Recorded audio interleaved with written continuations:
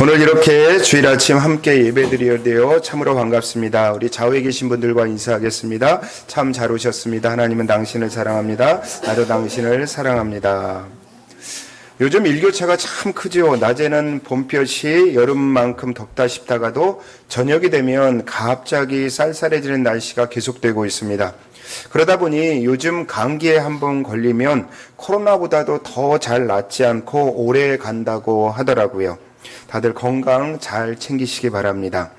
이렇게 쉽지 않은 한 주간을 살아내고 다시 이 자리에 오신 여러분, 오늘 이 예배가 여러분에게 정말 필요한 은혜의 시간이 되기를 소망합니다. 여러분, 우리가 살다 보면 이런 경험이 한 번쯤 있으실 것입니다. 분명히 내가 챙기고 챙겼는데 막상 목적지에 도착하고 나서야 정작 제일 중요한 것을 빠뜨리고 왔다는 그 사실을 깨닫는 그런 순간들이 우리 안에 좀 있죠. 저도 그런 경험이 있는데요. 이전에 섬겼던 교회가 인천에 있었는데 대만 신학교와 그리고 교회의 강의와 사역 지원을 위해서 여러분들과 함께 출국하게 되었습니다. 국제선이니까 보통 한 3-4시간 전에 공항에 일찍 도착하잖아요. 짐을 내리고 탑승 수속을 하려는 바로 그 순간 갑자기 등줄기가 서늘해지는 거예요. 여권이 없는 겁니다. 가방을 뒤집어 봐도 여권이 없는 거예요. 그제 생각이 난 거죠. 교회 사무실에 책상 위에 그대로 여권을 두고 나온 겁니다. 그때 식은땀이 흐르고 얼굴이 화끈거렸어요. 함께 온 분들도 계셨는데 저만 혼자 나가지 못해서 이제 그 공항에 묶일 판이죠. 그래서 급하게 교회에 연락을 해서 퀵 서비스로 보내달라고 부탁을 했습니다. 인천 교회에서 공항까지 거리가 가까웠지만 그 기다리는 시간이 얼마나 아찔한 긴장되던지 다행히 간신히 시간 안에 도착해서 출국을 할 수 있었습니다. 이렇게 중요한 것을 빠뜨렸을 때 그 당혹감 여러분들이 한 번쯤 느껴보셨을 것입니다. 오늘 본문에 나오는 제자들도 딱 그랬습니다. 그들은 배를 타고 호수를 건너는 중이었는데 배가 이미 출발하고 나서야 그들이 깨달은 거죠. 아, 먹을 것을 안 갖고 왔구나. 먹을 떡을 안 갖고 왔구나. 제자가 12명이나 되는데 서로 누군가 챙겼겠지. 미루다 결국 떡을 아무도 챙기지 않은 것입니다.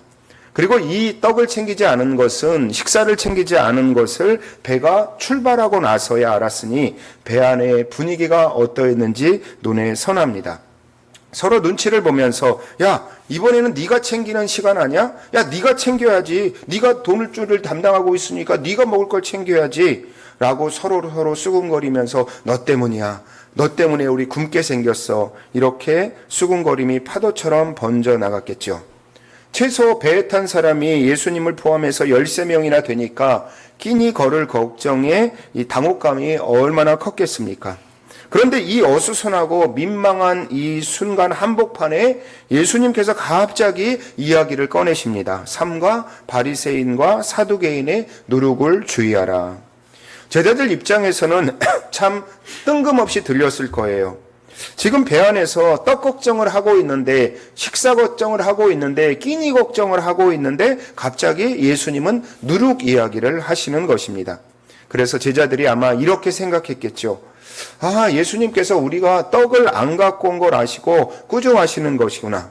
그리고 떡을 안 갖고 왔다고 바리새인들이나 그리고 사두개인한테 가서 떡을 얻어먹지 말라 그렇게 돌려서 말씀하시는 것 아니야? 그렇게 생각을 했을지도 모릅니다.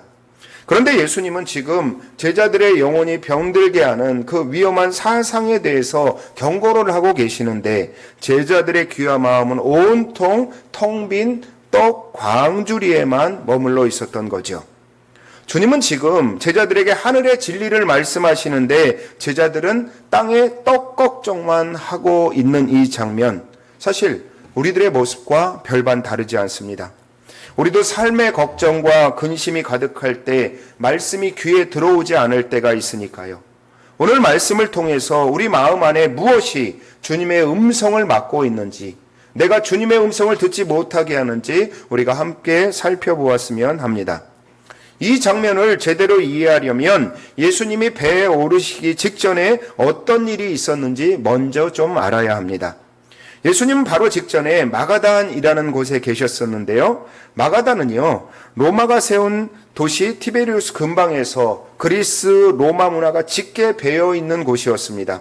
동시에 유대 종교 지도자들의 세력이 아주 강한 곳이었습니다.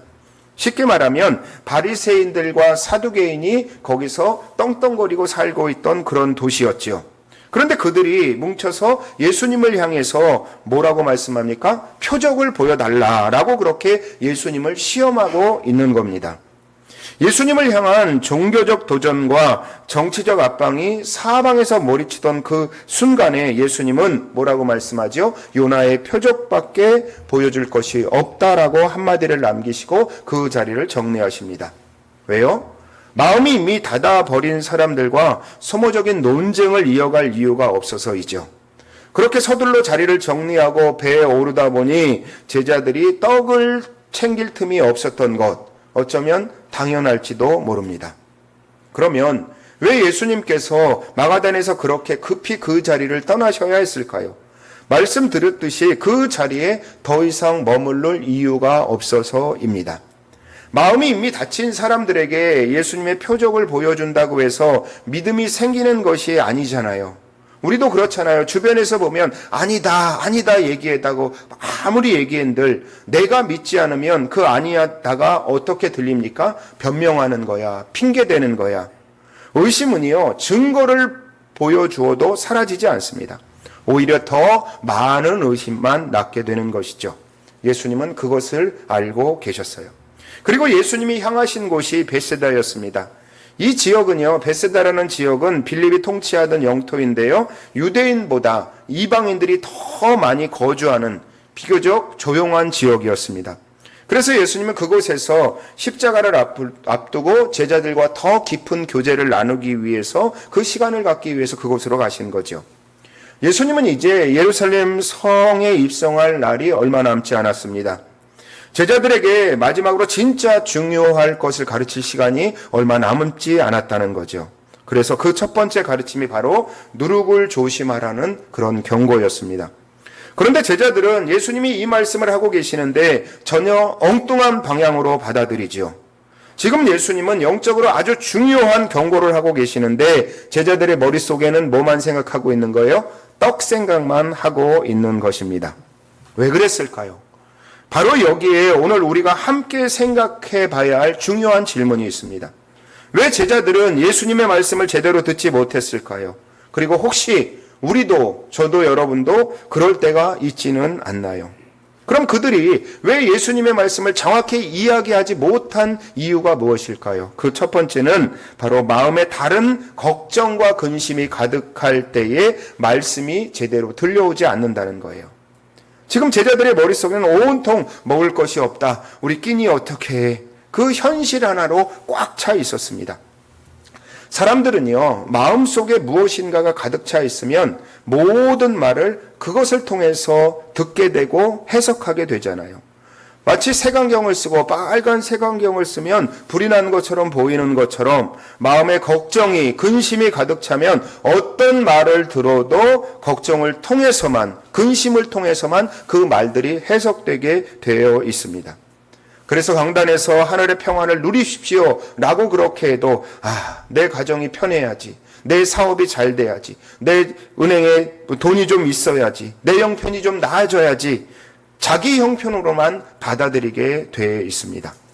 제자들도 딱 그랬다는 거예요. 예수님은 분명히 누룩을 조심하라 라고 하셨는데 제자들 귀에는 뭐로 들린 겁니까? 야, 너희들 왜 떡 안 갖고 왔어? 이 말로 들린 겁니다. 예수님은 누룩을 조심하라고 말씀하는데 그 말들이 어떻게 들려요? 왜 떡 안 갖고 왔냐? 그 말로 들렸던 거예요. 여러분, 그러면 이런 일들이 비록 제자들에게만 일어나는 일인가요? 우리도 마음 가득 채운 것이 있으면 똑같이 들리게 됩니다. 그러면 우리 가운데 어떤 마음이 있으면 그렇게 들립니까? 첫째, 죄책감이 있으면 그렇게 들립니다. 마음에 죄책감이 차 있으면요, 말씀을 들어도 은혜로 들려지지 않아요. 저거 나 들으려고 하는 말씀이네? 정죄의 말씀으로 들리고 결국 말씀이 들어올 자리 자체가 없어지는 거죠. 그런데 생각해 보면요, 참 아이러니한 일이 여기에 있는 겁니다. 왜냐하면 죄를 지었기 때문에 오히려 주님 앞에 나와야 하는데 죄를 지었다는 이유로 주님을 피하고 있을 때가 너무나 많이 있다는 거예요. 아이들이요, 큰 잘못을 하면 부모 앞에서 그 잘못을 이야기하고 부모에게 좀 혼나고 용서를 받아야 되잖아요. 그런데 부모 만나는 걸 두려워하는 거예요. 그래서 저 방구석에 숨어 있는 것 같이 똑같은 거죠. 그런데 여러분, 하나님은 어떤 분이십니까? 하나님은 완벽한 사람을 찾는 것이 아니에요. 하나님은 상한 심령을 찾으십니다. 하나님, 저 이번 주에 참 많이 망가졌습니다. 저를 용서하시고 좀 회복시켜 주십시오. 그 마음 하나만 가지고 나오면 그 죄책감이 우리 가운데 무너지는데, 내 죄 때문에, 내가 잘못한 것 때문에, 그 무거운 짐 때문에 하나님 앞에 제대로 나갈 수밖에 없는, 나가지 못하게 하는 거죠. 결국 그 죄책감 때문에 하나님과 관계를 막아버리는 것입니다. 그래서 예수님이 우리에게 말씀하시죠. 수고하고 무거운 짐자들아 다 내게로 오라. 여러분, 우리의 짐을 다 해결하고 나서 주님 앞에 오라는 것이 아니에요. 우리가 완벽한 사람이 되어서 주님 앞에 나오라는 게 아니에요. 우리가 신앙에 무결점한 사람이 돼서 주님 앞에 나오라고 말씀하시는 것이 아닙니다. 우리가 있는 그 상태 그대로, 죄책감 그대로, 걱정 그대로 가지고 주님 앞에 나오라는 말씀이죠. 주님 앞에 그 모습을 그대로 가지고 나와 그것을 내어놓으면 비로소 말씀이 들리기 시작하는 거죠. 내 문제만 계속 부여잡고 그 문제만 계속 들여다보면 주님이 보이지 않게 돼 있어요. 문제는 점점 산처럼 크게 느껴지고 정작 나와 함께 계신 예수님은 한없이 작아 보이는 거예요. 이것이 걱정과 죄책감이 우리 눈에 만들어내는 착각입니다. 제자들이 바로 그런 착각 속에 있었던 거죠. 그런데 예수님은 제자들을 보시면서 뭐라고 말씀하십니까? 믿음이 적은 자들아. 이 말씀은 어떤 의미입니까? 예수님의 말씀이, 하나님의 말씀이 우리 가운데 들리지 않는 두 번째 이유입니다. 문제만 바라보다 보면 어느새 내 믿음이 작아진다는 것입니다. 예수님은 지금 떡이 없다는 현실의 문제를 지적하고 계신 것이 아니죠. 그 현실 앞에서 믿음이 쪼그라들어서 버린 것이 그 문제를 삼고 계신 것입니다. 상황이 어렵다는 것이 문제가 아니라요. 뭐예요? 그 상황 앞에서 믿음이 작아진 것이 진짜 문제라는 것입니다. 우리도 여러분 그렇지 않습니까? 살다 보면 도저히 감당하기 힘든, 그리고 감당하기 어려운 문제가 한꺼번에 내 앞에 몰려올 때가 있습니다. 문제라는 것이 순서대로 몰려오면 이거 하나 해결하고 또 해결하고 할 텐데, 문제라는 것이 어떻게 해요? 여러 길로 한꺼번에 몰려와서 파도치듯이 한꺼번에 몰려와서 문제가 되는 거죠. 건강이 무너질 때, 관계가 깨질 때, 재정의 위기 앞에 설 때 그 문제들이 우리의 눈을 앞에 만큼 큰 산처럼 느껴지죠. 그런데 여러분, 그 문제만 계속해서 바라보고 있으면 우리가 어떻게 됩니까? 우리의 믿음이 자꾸 작아지게 되어 있습니다. 왜 그럴까요? 믿음은요, 말씀을 들을 때에 자라나거든요. 로마서 10장 17절에 이렇게 말씀하잖아요. 믿음은 들음에서 나며 들음은 그리스도의 말씀으로 말미암느니라. 그런데 여러분, 우리 마음에 문제가 가득 차 있으면요, 이 말씀이 들어올 자리가 없어집니다.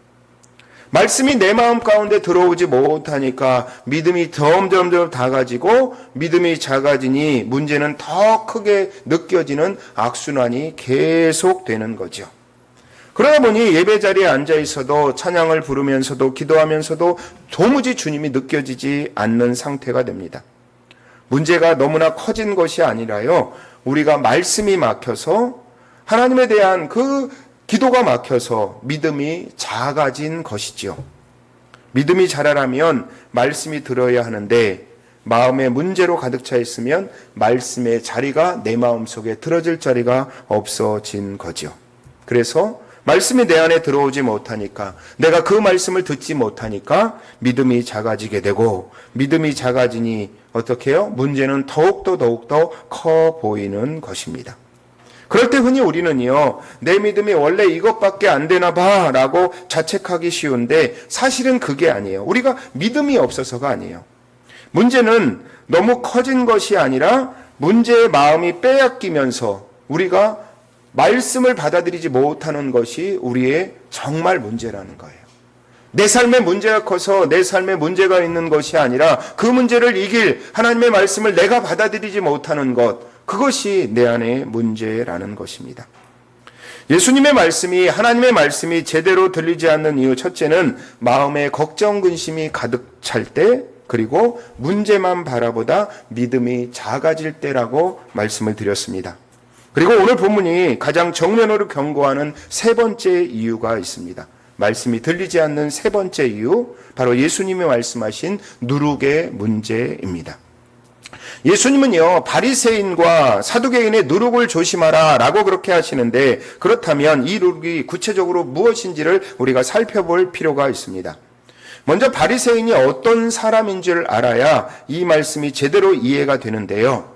유대 역사가 요세푸스의 기록에 따르면 당시 팔레스타인 전역에 바리새인들이 한 6천 명 정도 있었다고 합니다. 숫자가 많지 않죠. 그러나 그들의 사회적인 영향은 절대적이었다고 합니다. 일반 백성들은 이들을 바라보면서, 바리새인들을 바라보면서 이렇게 생각하는 거죠. 저들이 하나님의 말씀을 정확하게 우리에게 가르쳐주는 사람이다 라고 생각해서 그 바리새인들을 우러러 봤다는 것입니다. 그들은요, 일주일에 2번 금식했고 구제할 때도 사람이 잘 볼 수 있는 거리에서 큰 소리로 기도하며 동전을 넣었습니다. 기도할 때는 어떻습니까? 회당과 길거리 모퉁이에서 사람들 눈에 잘 띄도록 오래 기도했다라고 말합니다. 한마디로 그들은 종교적 행위를 사람들에게 보여주는 것에 아주 능숙한 사람이었습니다. 그런데 예수님은 그들을 향하여, 바리새인들을 향하여 뭐라고 말씀합니까? 회칠한 무덤이다라고 하셨죠. 겉은 깨끗하고 아름답지만 속은 썩은 뼈와 더러운 것으로 가득하다라고 그런 것이죠. 하나님을 향한 진심이 아니라 사람들에게 보이기 위한 종교 행위, 이것이 바로 바리새인들의 누룩이었습니다. 처음에는 그럴듯해 보이지만 시간이 지나면서 신앙 전체가 거칠애로 변질시켜 버리는 것, 그것이 바리새인의 누룩의 본질이었습니다. 그런데 예수님은요, 바리새인들의 누룩만 경고하신 것이 아니라 사두개인의 누룩도 경고하셨죠. 사두개인은요, 바리새인과는 전혀 다른 종류의 누룩을 가지고 있었는데요. 이 바리새인과 사두개인은 평소에는 서로 앙숙이었습니다. 왜냐하면 바리새인들은 율법을 철저히 지키는 것을 강조했고, 사두개인은 현실의 정치와 타협하는 것을 당연하게 여겼기 때문에 이들은 사사건건 부딪힐 수밖에 없었죠. 그런데 예수님 앞에서만큼은 이 두 집단이 손을 잡고 예수님을 대적했습니다. 평소에 그렇게 사이가 나쁜 두 집단이 하나가 될 때만큼 예수님이 그들에게 위협적인 존재였다는 것을 보여주고 있죠. 그렇다면 사두개인은 어떤 사람이었을까요? 사두개인은요, 제사장 계열의 귀족 집단입니다. 사두개인이라는 이름은 솔로몬 시대의 대제사장이었던 사독에게서 유래되었다고 전해지는데요. 대대로 성전 제사장직을 독점하면서 정치력으로도 경제적으로도 막강한 기득권을 누려왔던 사람들이 바로, 종교계의 최고 권위자들이 바로 이 사두개인이었습니다. 그런데 이 사두개인의 정말 놀라운 것은 이제 대제사장 계열의 가문이고 종교적인 지도자였는데, 정말 이들에게서 놀라운 것은 뭐냐 하면 이들이 정작 부활도 믿지 않고 영의 존재도 믿지 않고 있었다는 거예요. 그럼 여러분, 어떻게 그 일을 할 수 있었겠습니까? 그들에게 신앙은요, 하나님을 향한 것이 아니었기 때문입니다. 로마의 권력과 손을 잡고 이 땅에서의 기득권을 유지하는 것, 그것이 사두개인들의 진짜 관심사였습니다. 그래서 사두개인의 신앙은요, 그 목적을, 기득권을 잡기 위한 도구에 불과했다는 것입니다. 이것이 사두개인의 누룩이었습니다. 이 사두개인의 누룩, 사람들 눈에는 이제 무엇인가, 신앙 자체를 세상의 이익의 도구로 삼는 이 세속적이었지만 이들의 겉모습은 그렇게 비춰지지 않았습니다. 그 기득권이 앞으로 나오면서 그들이 종교적인 권력을 잡은 자로, 종교적인 리더로 사람들에게 그렇게 비춰졌다는 거예요. 그런데 이 두 집단의 공통점이 하나 있습니다. 그들 모두 예수님 앞에 표적을 보여달라 시험했다는 거죠. 방금 전 마가단에서 바로 그 일이 있었어요. 생명의 주인이 바로 눈앞에 계신데 자기들 기준에 맞는 증거를 요구하고 있는 것입니다. 내가 예수님 당신을 믿을 테니 내가 원하는 기적을 보여달라라고 그렇게 이야기하는 거죠. 바리새인은 율법의 잣대로, 사두개인은 현실적인 이익의 잣대로 예수님을 판단하려고 했던 겁니다. 눈이 있어도 보지 못하고 귀가 있어도 듣지 못하는 영적인 맹인의 상태, 그것이 누룩이 만들어낸 결과입니다. 여러분, 신앙이 거칠애가 되거나 세상의 도구가 되면 정작 주님이 눈앞에 계신데도 알아보지 못하게 되는 거죠. 그러면 예수님이 제자들에게 이 누룩을 조심하라라고 하신 이유가 무엇일까요? 그 이유는요, 이 누룩이 이미 제자들의 마음에도 조용히 제자들 자신들도 모르게 그 누룩이 제자들 마음속에 스며들고 있었기 때문이죠. 예수님의 말씀을 영적 권고로 듣지 못하고 떡걱정으로만 받아들인 제자들의 모습이 바로 그것을 보여주는 증거입니다. 누룩은요, 특별히 나쁜 사람에게만 생기는 것이 아닙니다. 예수님을 따르는 제자들의 마음속에도 어느새 스며든 것이 누룩이지요. 우리도 예외가 아니죠. 그런데 예수님의 반응이 참 인상적입니다. 예수님은요, 당황하는 제자들에게 화를 내지 않으세요. 꾸중하지 않으십니다. 대신 차분하게 이렇게 물으시죠. 어찌 떡이 없음을 서로 논하느냐? 아직도 깨닫지 못하느냐? 떡 5개로 5,000명을 먹이고 남은 것이 몇 바구니냐? 떡 7개로 4,000명을 먹이고 남은 것이 몇 광줄이냐? 라고 그렇게 예수님이 묻고 있는 것입니다. 예수님이 왜 이렇게 묻고 계신 것이요? 이유는 단 한 가지입니다. 이것을 기억하라는 것이에요. 오병이어의 사건, 칠병이어의 사건을 기억하라라고 말씀하고 있는 거죠. 그런데 여러분, 오병이어의 사건, 칠병이어의 사건은 얼마 전에 제자들이 직접 눈으로 보고 손으로 제자들이 어떻게 해요? 이 떡을 나누어 준 그 현장에서 제자들이요 떡 5개를 나누어 주는데 계속 떡이 나오는 거예요. 그 기적의 현장에 제자들이 그것을 그 손으로 나누어 준 일이었습니다. 그렇다면 예수님이 기억하라고 하신 이 말씀이 왜 그렇게 중요한 것일까요? 기억하다는 것은요, 단순히 과거 일을 떠올리라고 하는 것이 아니었기 때문입니다. 우리의 삶에도 마찬가지입니다. 우리가 하나님이 우리의 삶에 임하시는, 하나님이 우리 가운데 이루어주신 일들을 기억하는 이유가 무엇입니까? 바로 하나님이 행하신 일을 기억하는 것은 지금 내 마음을 잠식해 들어오는 불신의 누룩을 몰아내는 가장 강력한 힘이 되기 때문입니다. 여러분 한번 생각해 보세요. 우리가 믿음이 흔들릴 때가 언제입니까? 그 이유가 무엇입니까? 대부분이요, 하나님께서 나에게 행해 주신 일들을 잊어버렸기 때문입니다. 우리가 그렇잖아요. 자녀들이 부모에게 이제 어려울 때 부모가 자녀들에게 선의를 베풀고 그들을 케어하고 그들을 돌봐주었는데 자녀들이요, 부모의 그런 일들을 잊어버리면 어떻게 됩니까? 그 행동에 걸맞지 않는 행동들을 하잖아요. 마찬가지입니다. 우리가 믿음이 흔들리는 이유도 바로 대부분 하나님이 내 삶 가운데 행하신 일을 잊어버렸기 때문입니다. 죽을 것 같은 순간에, 그 순간에 하나님이 길을 여셨던 것, 눈물로 밤을 지새우던 그 순간에 뜻밖의 위로를 해 주셨던 것, 도무지 내 인생에 답이 보이지 않는 그 상황 속에서 전혀 예상하지 못한, 내가 원하지 않은 방향으로, 내가 생각하지 못한 방향으로 그 문제가 풀렸던 것. 그런데 우리는요, 이런 하나님이 해주신 일들을 너무 쉽게, 너무 빨리 잊어버립니다. 그런데 우리뿐만 아니라 제자들도 그랬다는 거예요. 불과 얼마 전에 5,000명을 먹이신 예수님과 함께 있으면서도 지금은 뭐예요? 떡 한 덩어리가 없다고 불안해하고 있는 것입니다. 그런데 여러분, 여기서 한 가지 더 눈여겨볼 것이 있는데요. 왜 예수님은 그 많은 이적 중에서 오병이어와 칠병이어의 이 사건을 언급하시고 계시는 것일까요? 단순히 먹는 것과 관련된 기적이기 때문에, 떡이 없었기 때문에 이 떡 기적을 이야기하시는 것일까요? 그렇지 않습니다.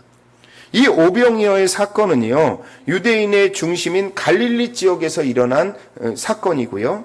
칠병이어 사건은 이방인이 많이 살던 데가볼리 지역에서 일어난 그런 사건이었어요. 다시 보면 오병이어의 사건은 누구를 위한 사건이에요? 유대인들을 위한 사건이고, 칠병이어의 사건은 바로 이방인들을 위한 것이었습니다. 이것이 왜 중요할까요? 바리새인은 선민의식에 갇혀 이방인들을 배척했고, 사두개인들은 로마와 결탁해서 자신의 기득권만 챙기려 했습니다. 그들의 신앙에는 울타리가 있었죠. 우리 편, 남의 편, 이익이 되는 것과 안 되는 것, 이런 식으로 하나님의 은혜를 자기들 입맛에 맞춰 제안했던 거죠. 그런데 예수님은요, 유대인도 먹이시고 그리고 이방인도 먹이셨습니다. 하나님의 은혜가 울타리가 없다는 것을 직접 보여주고 있는 거죠. 결국 이 두 기적을 통해서 제자들을 향하여 기록해라, 무엇을 기억해라 라고 말씀하시는 것은 내가 누구인지 다시 보아라. 그리고 너희들이 만들어 놓은 틀에 나를 가두지 말라 라고 말씀하는 거죠. 우리가 살다 보면요, 자신도 모르게 예수님을 나의 경험의 틀에 가둬놓을 때가 있습니다. 내 상식의 틀에 예수님을 가둬놓는 거죠. 요거는 하실 수 있고 요거는 못 하시고, 그렇게 가둬놓을 때가 있다는 거예요.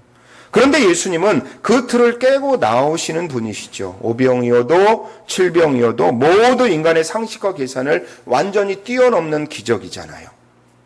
이 두 기적을 말씀하시는 것은 단순히 과거를 떠올려라 라고 말씀하시는 것이 아니라, 예수님이 어떤 분이신지를 내 틀이 아니라 내 생각으로 하나님을 판단하지 말고, 내 생각으로 예수님을 판단하지 말고, 하나님 그대로, 우리에게 성경에 말씀하신 그 능력 그대로, 우리에게 행하신 그대로 하나님을 바라보라. 말씀 그대로 하나님을 바라보라라고 우리에게 말씀해 주고 있는 것입니다.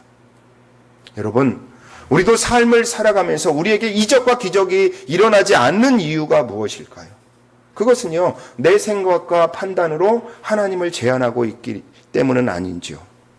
요거는 하나님이 해주실 수 있어? 그런데 요거는 안 되실 거야 라고 내 생각대로 그렇게 하나님의 능력을 제한하기 때문에 하나님의 이적과 기적을 우리가 보지 못하는 것은 아닌가, 우리의 자신의 모습을 한번 뒤돌아봐야 합니다.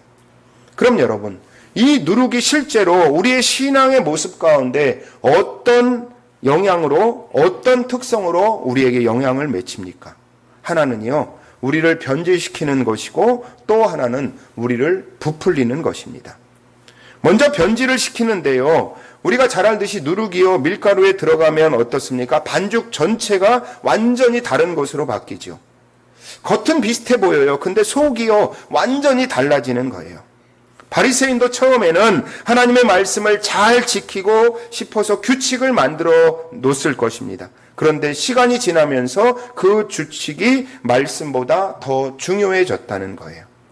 하나님을 섬기기 위해 만든 것이 오히려 하나님 위에 서버린 거죠. 이것이 뭐예요? 변질이죠. 우리도 마찬가지입니다. 은혜 받아 감사해서 시작된 봉사가 어느 순간 변질될 때가 있죠. 우리가 은혜 받아서 시작된 기도가 어느 순간 변질될 때가 있죠. 그런데 여러분, 이 변질은요, 한꺼번에 일어나는 것이 아니라는 것입니다. 누룩처럼 아주 서서히 아무도 모르게 우리의 신앙에 스며든다는 것입니다. 그리고 우리의 모습을 변질시키는 거죠. 중요하지 않은 것을 중요하다고 생각하고, 하나님보다 더 중요하게 생각하는 것으로 변질시켜버린다는 거예요. 두 번째 누룩의 특성은 부풀린다는 것입니다. 아주 작은 누룩 한 줌이 밀가루 반죽 전체를 부풀려 놓잖아요. 작은 것이 전체를 지배해 버리는 거예요. 바리새인들이 딱 그랬죠. 구제 한 번에 나팔을 불었고 기도 한 번에 동네가 다 보이는 무퉁이에 골랐어요. 자신들의 종교적 행위를 최대한 부풀려서 사람들의 눈에 띄게 했을 것입니다. 사두개인도 또 다른 방식으로 부풀렸어요. 자신의 신분과 혈통을 내세웠습니다. 나는 사두개인이요 라고 그렇게 자기들의 그런 신분과 혈통을 내세웠습니다. 그럼 여러분, 이 부풀림 오늘날 우리에게 어떤 모습으로 나타나고 있을까요? 나 이만큼 했는데, 나 이만큼 했는데 라고 하면서 우리가 주 앞에 나가서 봉사하는 것, 주 앞에 나와서 헌신하는 것들을 슬그머니 믿음의 고백이 아니라 자랑으로 만들어버릴 때가 있습니다. 그런데 여러분, 그 자랑이 우리의 삶의 모습을 하나님이 향한 것이 아니라, 내가 하나님을 바라보는 것이 아니라 사람에게 바라보게 하는 그런 모습으로 변질시킬 수 있다는 것입니다. 그런데 여러분, 저도 솔직히 고백하면요, 저도 사람들에게 좀 인정받고 싶어요. 설교를 마치고 나면요, 목사님 오늘 참 말씀이 은혜로웠습니다. 이 말씀을 들으면 기분이 상당히 좋아지거든요. 근데요, 그럴 때마다 저는 제 안에 물어봅니다. 나는 지금 내가 설교하는데 준비하면서 사람들에게 인정을 받고 싶어서 하는 것인가? 아니면 내 삶에서 하나님께 먼저 인정을 받고 싶은 마음이 있나? 사람은 누구나에게 사람들에게 칭찬을 받고 싶어 합니다. 저도 그렇고요. 그런데 여러분, 우리는 날마다 씨름하며 살아가는 것이 무엇입니까? 하루하루 삶을 살아가면서 우리가 씨름하는 것이 무엇입니까? 각자의 상황은 다르지만 우리가 날마다 내가 인정받고 누군가에게 인정받고 싶어서 살아가는가, 아니면 하나님께 인정받고 싶어서 하루를 살아가는가, 우리는 상황은 다르지만 누구나 이 싸움을 하며 살아가고 있습니다. 그렇다면 여러분, 우리가 날마다 우리에게 질문해야 할, 우리에게 던져야 할 질문은 이거죠. 나는 하루를 살아가면서 누구에게 인정받고 싶어 하는가? 여러분, 저와 여러분들은 하나님께 인정받는 사람이 되기를 우리 구주 예수 그리스도의 이름으로 축원합니다. 여러분의 삶을 통해서 하나님의 기쁨이 되는 사람이 되기를 다시 한번 예수 그리스도의 이름으로 축원합니다. 그렇다면 이 누룩을 몰아내는 방법은 무엇일까요? 예수님이 이미 답을 주셨잖아요. 무엇하라는 거예요? 기억하라는 것입니다.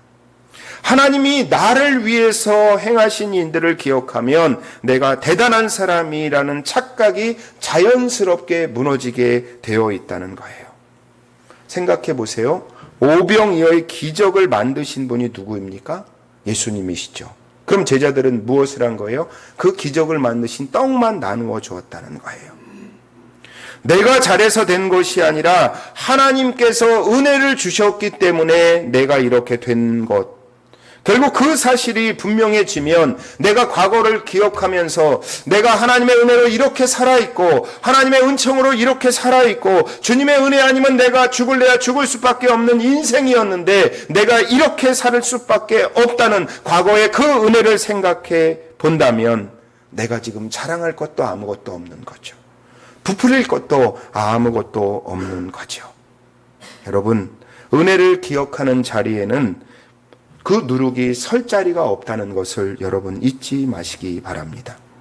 그럼 이제 오늘 본문의 마지막 장면을 한번 보겠는데 우리 성경을 좀 찾아갔고요. 11절과 12절 말씀을 우리 같이 한번 읽어볼까요? 마태복음 16장 우리 성경을 좀 찾아서 11절과 12절을 한번 같이 한번 읽어보겠습니다. 시작.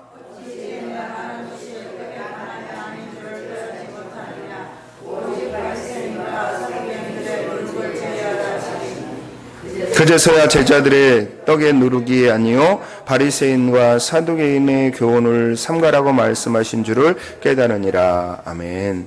저는 여기서 눈에 걸리는 두 글자가 있는데요. 12절에 나오는 그 글자입니다. 그제서야라는 그 글자입니다. 예수님이 직접 설명하시고 나서야 비로소 제자들이 깨달았다는 것이에요. 이 말은 뭐예요? 처음에는 전혀 제자들이 깨닫지 못했다는 거예요. 예수님과 함께 배를 타고 있었고 예수님의 말씀을 직접 들었는데도 누룩이 얼마나 무서운지를 그 예수님의 말씀의 그 진리를 깨닫지 못했다는 거예요. 여러분, 이 말이 뭐예요? 우리도 마음이 다른 것으로 가득 차 있으면 바로 예수님이 옆에 계셔도 그 말씀이 들리지 않는다는 거지요. 그러면 우리는 어떻습니까? 어떻게 해야 합니까? 결국 우리가 그렇겠지라도 자책하지 말고 다시 한번 우리에게 이렇게 물어보는 거죠. 주님, 지금 제 마음을 채우고 있는 것은 무엇입니까? 하나님이 나에게 말씀하시는데, 예수님이 나에게 말씀하시는데, 지금 나에게 내 마음을 채우고 있는 것은 무엇입니까? 여러분, 우리 마음속에 누르군이요, 조용하게 내가 깨닫지 못하는 순간에 우리 마음을 차지해서 그 하나님의 말씀이 내 안에 들리지 못하게 하고 있는 것입니다. 그런데 여러분, 누룩이 자라고 있을 때, 우리 마음속에 누룩이 자라고 있을 때 신호가 있어요. 말씀이 그대로 들리지 않고 자꾸 내 상황만으로만 걸러질 때, 주님보다 내 문제가 더 크게 느껴질 때, 신앙생활을 하면서 어느새 사람의 시선이 하나님의 시선보다 더 크게 느껴질 때, 이런 신호들이 느껴질 때 바로 내 안에 누룩이 들어와 있다는 것을 우리는 알아채야 합니다. 그러면 이럴 때 우리는 어떻게 해야 될까요? 복잡하게 생각하지 않으셔도 됩니다. 예수님의 제자들이 하신 것처럼 내 삶에서 행하신, 하나님께서 내 삶에서 행하신 일들을 하나하나 떠올려 보는 것입니다. 결국은 하나님께서 내 삶에 어떻게 역사하셨고 그 문제를 어떻게 해결하셨는지 그 기억을 붙들고 주님 앞에 나올 때에 누룩은 힘을 잃게 되는 것이죠. 우리 주님 말씀하시는 것처럼 그때도 주님이 나를 먹이셨는데 지금이라고 안 먹이시겠는가? 이 고백이 터져 나올 때 우리 안에 불안이 없어지고 불신의 누룩이 자리를 잃게 되는 것이죠. 그런데 여러분, 사실 이것이 예배의 본질이에요. 예배는요, 내 문제만 해결받으러 온 것이 아니지 않습니까? 나의 걱정과 근심을 주님 앞에 내려놓고 그 자리에 주님의 말씀이 들어올 공간을 만드는 것이 바로 예배의 시간이죠. 내가 가져온 것들을 다 내려놓고 오직 주님만 바라보는 그 시간에 주님이 일하신다는 것을 우리는 기억해야 됩니다. 그리고 더 놀라운 것은 내가 손에 꽉 쥐고 있을 때 보이지 않던 길이 주님께 나의 걱정과 근심을 모두 내려놓을 때, 그리고 세상의 근심이 아니라, 세상의 염려가 아니라 우리 주님을 바라볼 때 내 삶에 막혔던 길이 열린다는 것을 여러분 믿으시기 바랍니다. 그때 비로소 우리의 길이 열리는 거죠. 제자들이 오늘 그제서야 깨달은 것처럼 오늘도 주님 앞에 우리를 비워내고, 그리고 우리가 주님의 말씀으로 우리의 삶을 채워갈 때 비로소 그 주님을 찾음으로 말미암아 우리의 인생의 문제에 그 답이 보이기 시작한다는 것을 여러분 잊지 마시기 바랍니다. 그렇다면 오늘 말씀에 보니 이제 우리가 결단해야 할 문제는 무엇인지 분명해집니다. 그것은 뭘까요? 텅 빈 광주리에서 내 눈을 떼는 것입니다. 여기서 텅 빈 광주리는 무엇을 의미합니까? 지금 내 손에 없는 것들이지요. 내가 해결하지 못하는 것들입니다. 내 능력으로 채울 수 없는 것들입니다. 제자들에게 그것이 무엇이었어요? 떡이었습니다. 배 안을 아무리 뒤져봐도 떡이 없는 그 현실, 그것만 바라보다가 무엇을 놓친 겁니까? 자신들 옆에 계신 예수님을 놓쳐버린 것입니다. 우리도 여러분 크게 다르지 않습니다. 해결되지 않는 건강의 문제, 재정 문제, 풀리지 않는 관계의 문제, 사업의 문제, 이런 것들이 우리 마음을 채우다 보면 지금 이 순간 내 곁에 계신 주님이 점점 보이지 않게 됩니다. 그런데 여러분 한번 생각해 보세요. 제자들이 그 빈 광주리 문제를 스스로 해결할 수 있었을까요? 제자들이 그 떡을 스스로 채울 수 있었을까요? 그들에게는 떡을 만들어낸 능력이 없었습니다. 그들에게는 그 문제를 해결할 수 없었어요. 그런데 그 문제를 해결할 수 있는 그 예수님이 바로 옆에 계셨는데 그 예수님을 바라보지 못했다는 거예요. 여러분, 우리도 마찬가지입니다. 내가 아무리 붙들고 씨름해도 해결되지 않는 문제라면 이제는 그 문제에서 눈을 들어 주님을 바라볼 때입니다. 문제가 해결된 다음에 주님을 바라보겠다는 생각을 내려놓고 문제가 있는 그 자리에서 문제만 바라보고 있는 것이 아니라 빈 광주리만 바라보는 것이 아니라 그 떡을 만드시는 그 예수님을 바라보는 저와 여러분 되기를 바랍니다. 이것이 우리의 결단이 되어야 합니다. 그리고 그렇게 주님께 시선을 돌릴 때에 한 가지 중요한 것이 있는데요. 말씀을 그대로 받아들이는 것입니다. 제자들은 예수님이 누룩을 조심하라고 하셨을 때 그냥 떡 걱정하신다라는 말로 받아들였잖아요. 말씀이 내 상황과 내 걱정을 통해서 걸러지다 보니까 전혀 다른 말로 들리게 되는 거죠. 우리도 가끔 이럴 때 있지 않습니까? 우리 안에 걱정과 근심이 있을 때, 말씀이 잘 들리지 않을 때 우리가 해야 하는 건 뭐예요? 과거에 나에게 하나님이 역사하셨던 그 은혜들을 하나 둘씩 떠올려 보는 것입니다. 그것이 어떨 때는 거창하지 아니어도 괜찮습니다. 생각하지 못했던 위로, 뜻밖의 도움, 도저히 해결될 것 같지 않은 그 풀린 그 문제들, 그것을 하나 둘씩 기억해 보는 것입니다. 그리고 그것을 기억했다면 이제 하나님 앞에 고백하는 거죠. 그때도 하나님이 나를 도우셨는데 지금이라도 못하겠는가? 그때도 하나님이 나를 도와주셨으니 지금도 하나님이 나를 도와주실 거야 라는 고백이 우리 가운데 올라올 때 누룩은 힘을 잃고 믿음으로 우리는 다시 일어서게 됩니다. 사랑하는 여러분, 우리 안에 하나님께서 주시는 귀한 은혜, 충만한 은혜가, 이런 은혜가 여러분의 있기를 바랍니다. 이 어려운 시대 가운데, 삶의 문제 가운데 그 문제 때문에 주님을 바라보지 못하는 것이 아니라 그 떡을 만드시는 주님, 기적과 이적을 행하시는 그 주님을 바라보는 저와 여러분 되기를 바랍니다. 그래서 우리의 삶 가운데 살아계셔서 나를 역사하시는 그 은혜의 주님이, 그 은혜가 가득하여 여러분만의 아름다운 주님의 놀라운 기적의 역사를 써내려가는 여러분의 삶 되기를 우리 구주 예수 그리스도의 이름으로 축원합니다.